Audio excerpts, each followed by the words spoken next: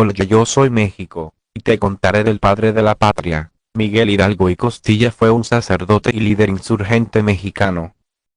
Nació el 8 de mayo de 1753 en Pénjamo, Guanajuato, México, y murió el 30 de julio de 1811 en Chihuahua, México. Es conocido como padre de la patria, por su papel en el inicio de la lucha por la independencia de México frente al dominio español. En la madrugada del 16 de septiembre de 1810, Hidalgo pronunció el famoso Grito de Dolores, un llamado a la rebelión contra el gobierno colonial, lo que marcó el inicio de la lucha por la independencia de México. Aunque su movimiento inicialmente tuvo éxito, fue capturado y ejecutado en Chihuahua en 1811. Su legado perdura como un icono de la lucha por la independencia mexicana, y su figura es conmemorada cada año durante las celebraciones del Día de la Independencia en México. En la primera semana de septiembre, arribó a Veracruz el virrey Francisco Javier Venegas, quien de inmediato recibió información acerca de una conspiración contra el gobierno real español en México. El intendente de Guanajuato, Juan Antonio Riaño, ordenó al comandante de la plaza investigar sobre aquellos rumores, y el 11 de septiembre se realizó una redada en Querétaro cuyo fin era capturar a los responsables. Se logró arrestar a Epigmenio González, y se giró orden de aprehensión en contra de Allende, que escapó a una población del Bajío. Por medio del alcalde de Querétaro, Valleza, doña Josefa, fue informada de la captura de los Ibarra, y se dispuso a prevenir a Hidalgo sobre el peligro que corrían. Pero antes de salir a Dolores, fue encerrada en una habitación por su marido, para que no avisara a los conspiradores. Sin embargo, la corregidora pudo contactar con Allende a través de Valleza, para informar oportunamente a Hidalgo. El cura ilustrado, perteneciente a una acomodada familia criolla, era el segundo de los 4 hijos de don Cristóbal Hidalgo y Costilla, administrador de la hacienda de San Diego Corralejo, y de doña Ana María Gallaga Mandarte. A los 12 años se trasladó a la ciudad mexicana de Valladolid, actual Morelia, donde realizó sus estudios en el Colegio de San Nicolás. Marchó luego a la Ciudad de México para cursar estudios superiores. En 1773 se graduó como bachiller en Filosofía y Teología, y obtuvo por oposición una cátedra en el mismo Colegio de San Nicolás. Durante los años siguientes, realizó una brillante carrera académica que culminaría en 1790, cuando fue nombrado rector del Colegio de San Nicolás. En aquella misma institución, tendría como alumno a un joven despejado y voluntarioso, a un discípulo ejemplar, que lo sucedería no tanto en sus ensueños intelectuales como en sus correrías políticas, y en particular en la epopeya de liberar a los indígenas de la secular y despótica opresión de los colonizadores, José María Morelos.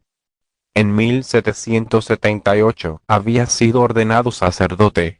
Tras recibir las órdenes sagradas, el cura Hidalgo ejerció en varias parroquias. Ya entonces hablaba 6 lenguas: español, francés, italiano, tarasco, otomí y náhuatl, y a su biblioteca empezaban a llegar las obras de autores franceses entonces considerados contrarios a la religión y a la corona española. Se movió entre amigos y ambientes en que se debatían con total libertad las ideas políticas de vanguardia, y llegó a ser denunciado a la Inquisición por expresar conceptos incompatibles con la religión, si bien no se le pudo formar juicio por falta de pruebas. A la muerte de su hermano Joaquín, en 1803, Miguel Hidalgo lo sustituyó como cura de la población de Dolores, en el estado de Guanajuato. Fue en Dolores donde, además de ejercer generosamente su magisterio eclesiástico, emprendió tareas de gran reformador y de prócer ilustrado, llevando a la práctica sus ideas entre sus feligreses, en su mayoría indígenas, en un intento de mejorar sus condiciones de vida. Así, el cura se ocupó de ampliar el cultivo de viñas, de plantar moreras para la cría de gusanos de seda, y de fomentar la apicultura. Promovió asimismo los hornos de ladrillos y una fábrica de loza, y animó a la construcción de tinas para curtidores y otros talleres artesanos muy útiles para la prosperidad de la población, lo que le valió el apoyo incondicional de los parroquianos. En 1808, con la invasión de España por las tropas napoleónicas, y la consiguiente deposición del monarca español Carlos IV y de su hijo Fernando VII, se inició una etapa convulsa, tanto en España como en América. Surgieron entonces numerosos grupos de intelectuales que discutían en torno a la soberanía y las formas de gobierno de las colonias. Desde 1808 Miguel Domínguez, el corregidor de Querétaro, había promovido la formación de un Congreso americano y era partidario de una gobernación autónoma. En 1810 se reunían en torno a él varias personas que conspiraban contra la autoridad virreinal con el pretexto de una tertulia literaria. En las reuniones de Querétaro participaban criollos importantes, entre los que se contaban el propio corregidor y su esposa, Josefa Ortiz de Domínguez, Ignacio Allende, un oficial y pequeño terrateniente, y Juan Aldama, también oficial. Miguel Hidalgo llegó a Querétaro invitado por Allende, a principios de septiembre de 1810. El objetivo de los conspiradores de Querétaro no era la independencia total, al menos al principio. La idea era derrocar al recién nombrado virrey español, Francisco Javier Venegas, y reunir un congreso, para gobernar el virreinato de Nueva España en nombre del rey Fernando VII, que en ese momento se encontraba preso de Napoleón. Los conjurados planeaban levantarse en armas contra el virrey Venegas el 1 de octubre de 1810, pero fueron descubiertos a mediados de septiembre. Hidalgo y algunos otros conspiradores lograron ponerse a salvo gracias al aviso de Josefa Ortiz de Domínguez, y se trasladaron a Lores.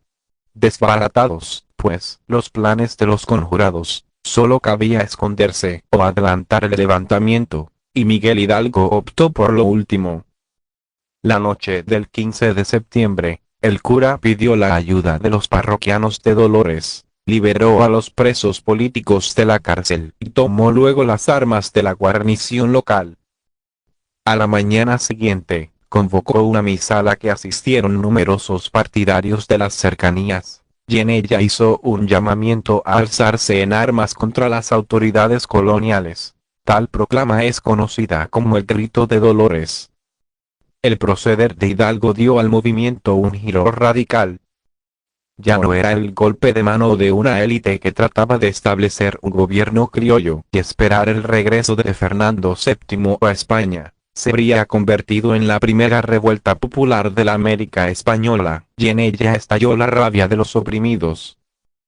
El llamado de Hidalgo fue atendido por centenares de campesinos de los lugares cercanos, y, a medida que avanzaban, se les iban uniendo peones e indios de las comunidades. Estos veían en la revuelta la posibilidad de mejorar la mísera situación, provocada por las malas cosechas y el alza de precios. Los sublevados se dirigieron a San Miguel el Grande, y el 16 de septiembre de 1810, en el santuario de Atotonilco, Miguel Hidalgo enarboló, como enseña de su ejército, un estandarte con la imagen de Nuestra Señora de Guadalupe, patrona de México, en el que se podía leer: «Viva la religión! ¡Viva Nuestra Madre Santísima de Guadalupe! ¡Viva Fernando VII! ¡Viva la América y muera el mal gobierno!». En San Miguel el Grande se les unió el regimiento de la Reina, que comandaba Ignacio Allende, y una gran cantidad de artesanos, obrajeros y campesinos. Junto con Allende, consiguió reunir un ejército formado por más de 40.000 hombres. Las vicisitudes de las semanas siguientes pueden ser calificadas de vertiginosas. El 21 de septiembre, con un numeroso, indisciplinado y turbulento batallón, Miguel Hidalgo ocupó la ciudad de Celaya, donde se repartieron los grados entre los líderes de la insurrección. El honor de ser teniente general recayó en Ignacio Allende. El sacerdote Miguel Hidalgo fue proclamado sin discusión capitán general. el ejército libertador prosiguió su avance y tomó seguidamente las ciudades de Salamanca, Irapuato y Silao. El siguiente punto del recorrido fue la rica ciudad de Guanajuato, 28 de septiembre, en la que continuaron uniéndose al movimiento trabajadores, campesinos, indígenas y la plebe en general. Todos se sentían atraídos, como por un imán. Pero la toma de la ciudad estuvo marcada por la violencia. El intendente Riaño no contaba con medios suficientes para defenderla, y decidió refugiarse con la gente adinerada en la Alhóndiga de Granaditas. El asalto de la Alhóndiga fue de una violencia extrema, y gran parte de los que ahí se refugiaron fueron asesinados. Aunque hay varias versiones, todas coinciden en que se cometieron muchos crímenes y atropellos, incluso después de haber ocupado el edificio. Este episodio ocasionó que algunos criollos retiraran su apoyo al movimiento. Mientras tanto, las autoridades eclesiásticas condenaron con energía a los insurrectos, en especial a su más visible cabecilla, a quien acusaron de embaucador, hereje y enemigo de la propiedad privada, cargos por los que fue excomulgado. De hecho, Hidalgo había afirmado para entonces que debían devolverse las tierras a los indígenas, ganándose con ello su adhesión, pero lo que todavía no había defendido, y la actitud de los obispos no hizo sino acelerar su decisión, era la necesidad de alcanzar la total independencia del país.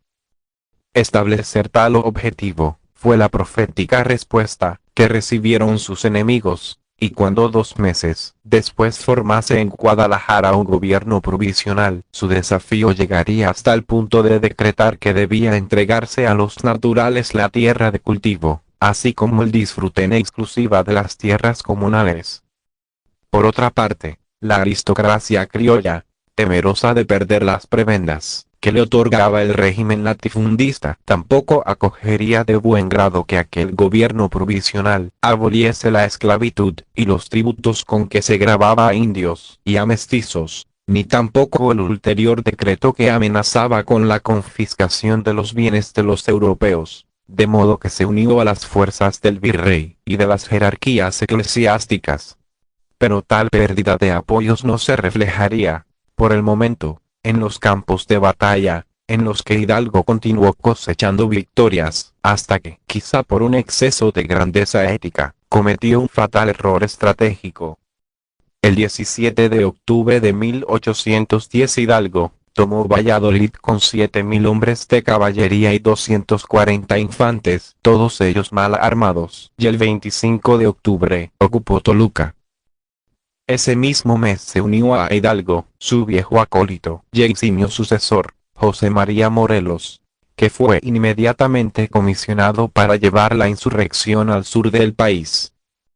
Cuando ya el siguiente objetivo era la Ciudad de México, Hidalgo obtuvo una importantísima victoria sobre Torcuato Trujillo, enviado por el virrey Francisco Javier Venegas, para interceptar a los rebeldes.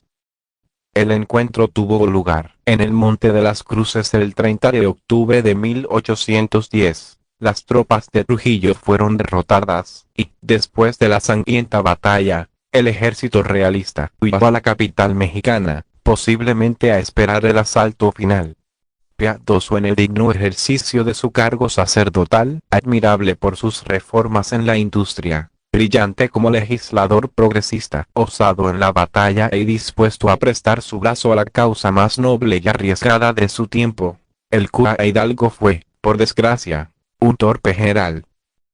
Posiblemente se vio excesivamente abrumado por el dolor que veía entre sus inexpertas tropas, y puede que estuviese poco dispuesto a intercambiar sacrificios, acaso estériles, por cuentas victorias.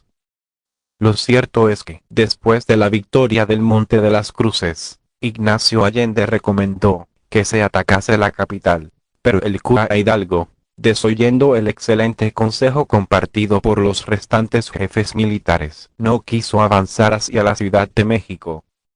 Con la carga a sus espaldas de lo ocurrido en Guanajuato, y para evitar que sus propias tropas saquearan la capital, o bien ante la amenaza de un ataque por parte del mariscal Félix María Calleja, ordenó la retirada. Tal equivocación marcó el principio del fin. Pocos días después, el 7 de noviembre, Félix Calleja lo derrotó en la batalla de Aculco. Hidalgo regresó a Valladolid, y de allí partió a Guadalajara. Ya en Guadalajara, 22 de noviembre, Miguel Hidalgo expidió una declaración de independencia, informó un gobierno provisional, decretó además la abolición de la esclavitud, la supresión de los tributos pagados por los indígenas a la corona y la restitución de las tierras usurpadas por las haciendas. Pero tales y tan excelentes decretos administrativos y tributarios eran papel mojado sin el auxilio de la fuerza. A finales de año había perdido ya Guanajuato y Valladolid. El 17 de enero de 1811, las tropas de Hidalgo fueron derrotadas en la batalla de Puente de Calderón por un contingente de soldados realistas al mando de Calleja.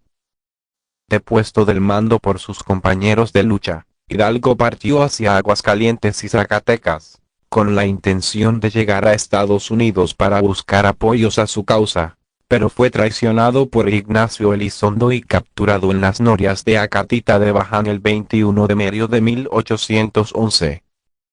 En Chihuahua, después de ser sometido a un doble proceso eclesiástico y civil, Hidalgo fue expulsado del sacerdocio y condenado a muerte. El fusilamiento tuvo lugar en la mañana del 30 de julio de 1811.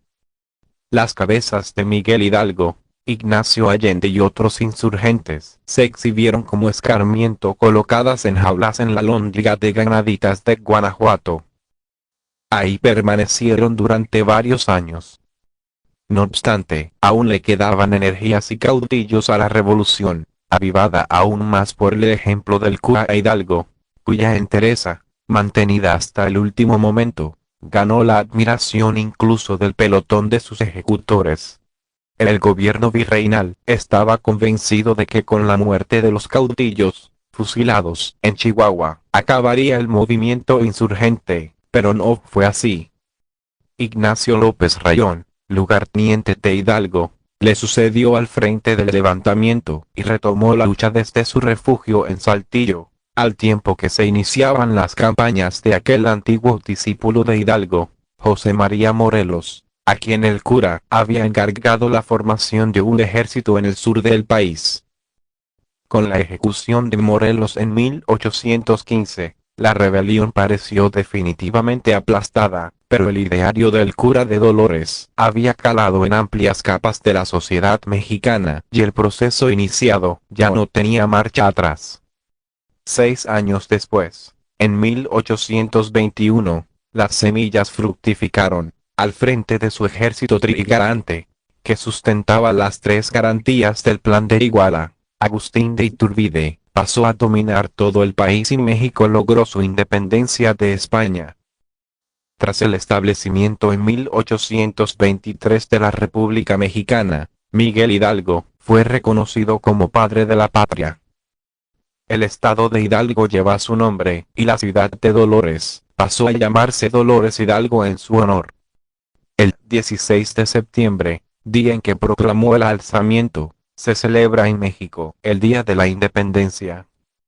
Sus restos reposan en la Columna de la Independencia, en la Ciudad de México. Gracias por ver la historia resumida de Miguel Hidalgo y Costilla Villaseñor. Si te gustó el video, suscríbete y activa la campana para que te lleguen todas las notificaciones, y dale like y así ayudas al canal.